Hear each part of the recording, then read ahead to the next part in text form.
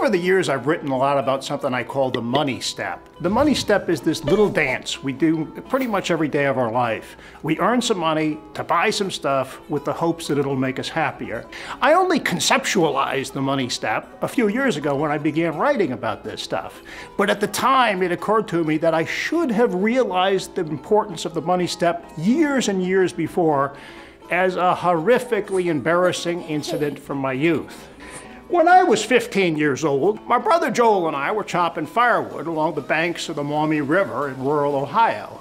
Well, this particular day, a plump basketball came floating down the river, just close enough to the shore that we could wade into the icy water and pull it in with a long stick.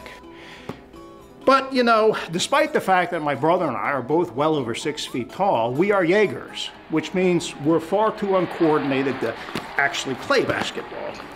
We took turns hurling the ball at each other, bouncing it off some rocks and trays, and we'd all but lost interest in it when my brother had a proposition for me.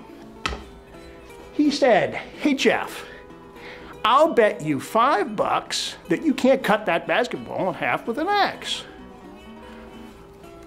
To reinforce his point, he produced a soggy $5 bill from the pocket of his blue jeans. What is he? Crazy, I thought? That's easy money.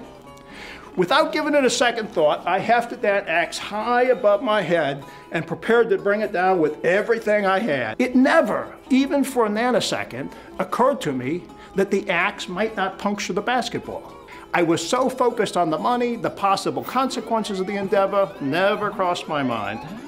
Of course the axe didn't puncture the basketball, and since I swung it with such force and passion, it ricocheted instantaneously off the ball, coming up the back of the axe, hitting me on the forehead squarely, right between the eyes.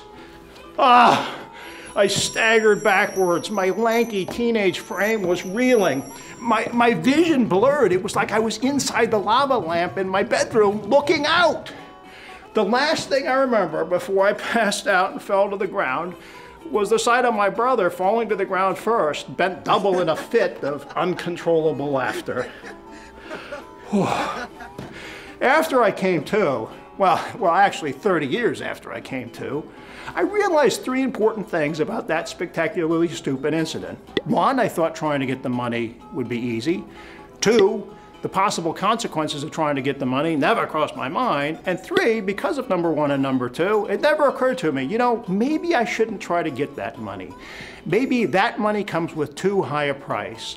And I think so many of us rush through our lives each and every day, taking that money step, getting hit in the forehead, right between the eyes, when in fact we instead ought to evaluate whether simply if we can chase after more money and stuff, whether that's the best course of action. Consider skipping the money step and enjoying life more.